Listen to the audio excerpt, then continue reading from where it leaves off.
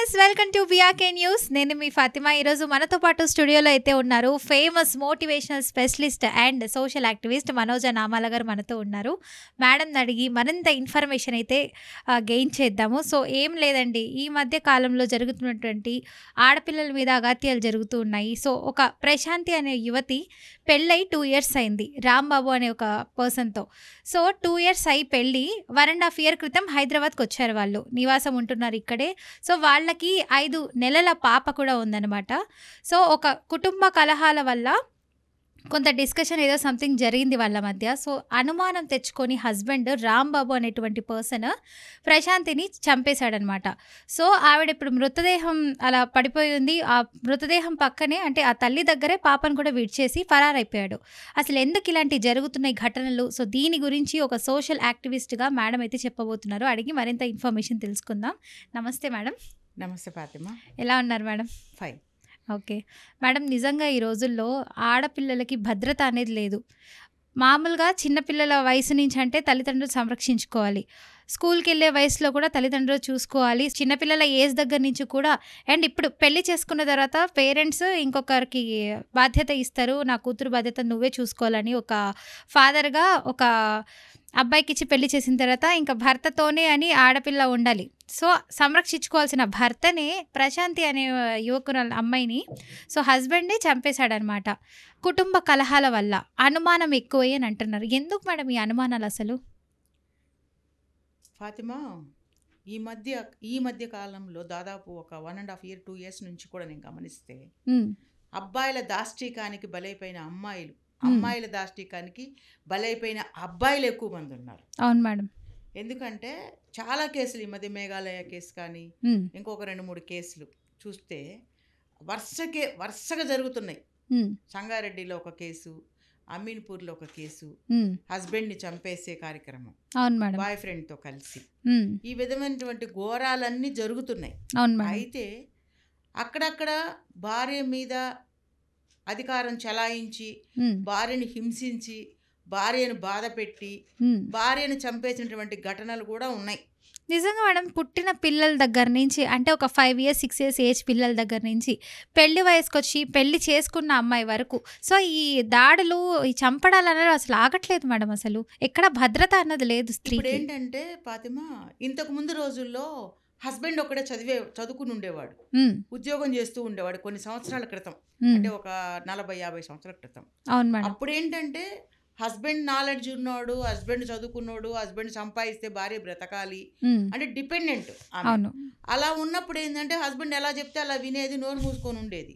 ఇప్పుడు వీళ్ళకి చదువులు ఎక్కువైపోయిన తర్వాత భర్తకి ఎదురు తిరగటము, వీళ్ళు ఉద్యోగాలు చేయటం వల్ల నువ్వు సంపాదించేది ఏంటి, నేను సంపాదించినటువంటి డిస్కషన్స్, గొడవలు, అంటే ఆ గొడవలు డిస్కషన్స్లోనే గొడవలు అవ్వటము, దానివల్ల విడిపోవటము, స్వేచ్ఛ, మితిమీరిన స్వేచ్ఛ తీసుకోవడము ఆడవాళ్ళు, దాంతో మగవాళ్ళ లైఫ్ పాడవడం జరుగుతూ ఉండేది. అవును. అక్కడక్కడ ఇలాంటివి చదువు లేని పిల్లలు, అంటే ఈ అమ్మాయి చదువుకోలేదో చదువుకుందో నాకైతే తెలియదు. ప్రశాంతి బేసిక్గా ఆమె ఒక స్త్రీ అని రాంబాబు అనేటువంటి అబ్బాయిని చేసుకుంది. 2 years అయింది మ్యారేజ్ అయ్యి.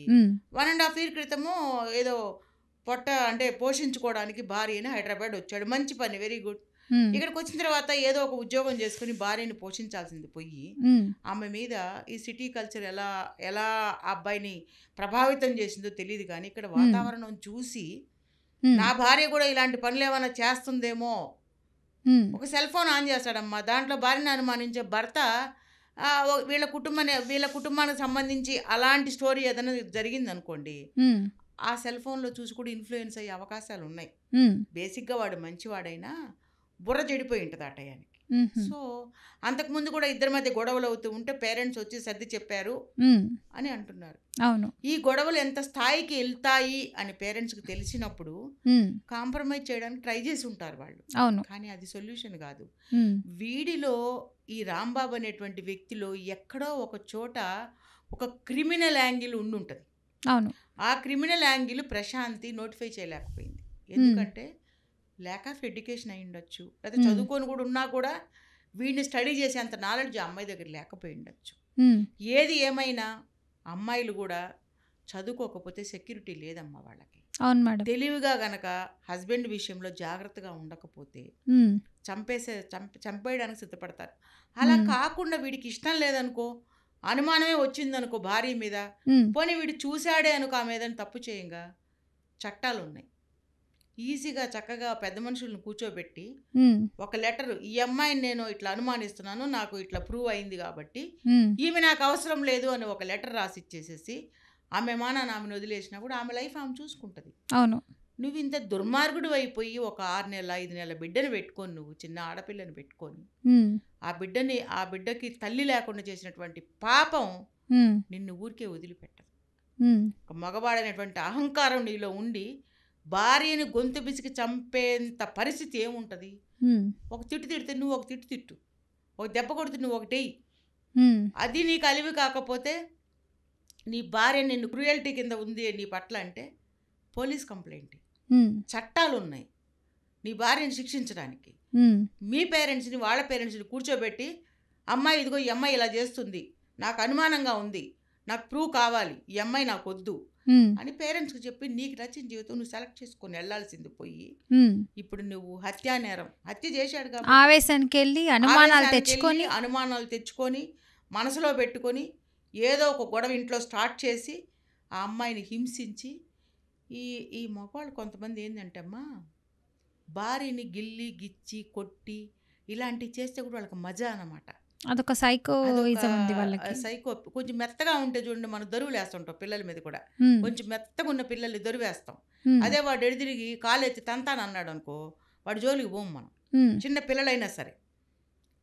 ఇక్కడ ఆడపిల్ల దొరికిందంటే ఇది నా ప్రాపర్టీ, ఇది నా సొంతం, దీనిని ఏమైనా కాస్త ఆడుకుందాం, కాసేపు దీన్ని గిల్లుదాం అనేటువంటి వెధవలు ఇలాంటి దుర్మార్గానికి పాటుపడ్డారు. నిజంగా అమ్మాయి తప్పు చేసింది అనుకో అమ్మా, చట్టాలు ఉన్నాయి, వదిలేయి నీ భార్యని, చక్కగా ఇంకొక పెళ్లి చేసుకో, ఆమె లైఫ్ ఆమె చూసుకుంటుంది. నువ్వు ఏ నిరాధారంగా నువ్వు అన్యాయంగా ఒక బిడ్డని కని ఆ బిడ్డకి తల్లి లేనటువంటి లోటు నువ్వు చేసావు, నువ్వు స్వయంగా నువ్వు చేసావు. ఈరోజు నువ్వు చట్టం నుంచి తప్పించుకోలేవు. నీ తల్లిదండ్రులకి నీ వల్ల బాధే, ఇటుపక్క అత్తమామలకి బిడ్డను లేకుండా చేసావు, ఆ బిడ్డకి తల్లి లేకుండా చేసావు. ఈ పాపం నీకు ఊరికినే పోదు. నేనేమంటున్నానంటే, వాడు చంపాడు అని క్లియర్ అయిపోయింది, గొంతు నిలిమి చంపేశాడు కన్ఫర్మ్. ఇంకా మనకి ఏం ఎవిడెన్స్ అవసరం లేదు. అమ్మాయి తప్పు చేసిందా లేదా సెకండరీ. తప్పు చేసి ఉంటే నువ్వు ప్రూవ్ చేసి శిక్ష వేయిస్తే అది వేరే సంగతి. నువ్వే చట్టాన్ని చేతిలో, కానీ ఆమెకు కూడా అవకాశం లేకుండా చంపేశాడు కాబట్టి ఇంకా ఆవిడ చావుకు కూడా ఇతనే కారణమయ్యాడు కాబట్టి నువ్వు ఆ అమ్మాయిని శిక్షించినందుకు, ఆ బిడ్డకి తల్లి లేకుండా చేసినందుకు, ఆ తల్లిదండ్రులకి కూతుర్ని లేకుండా చేసినందుకు నువ్వు శిక్షార్హుడు. కాబట్టి చట్టాలు శిక్షను త్వరలో అమలుపరిచి అది మరలా పబ్లిక్లోకి పంపించాలని నేను మనస్ఫూర్తిగా కోరుకుంటున్నాను.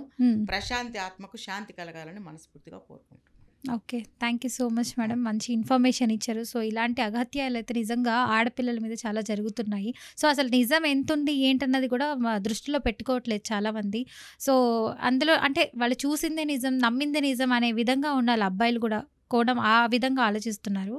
సో ఇలాంటి దుర్ఘటన జరిగే ముందు ఒకసారి ఆలోచించి నలుగురిలో పంచాయతీ పెట్టి, లైక్ వాళ్ళ అత్తయ్య మావయ్యలు కావచ్చు, లేకపోతే వీళ్ళ అమ్మ నాన్నలు కావచ్చు, వాళ్ళిద్దరికి దృష్టికి తీసుకెళ్ళి, సో ఇలా అని కూడా జరిగింది అంటున్నారు. అయినా మళ్ళీ అతని మైండ్ సెట్ మారిపోయి ఇలా చేయడం అనేది నిజంగా చాలా ఘోరమైనటువంటి ఇన్సిడెంట్ ఇది.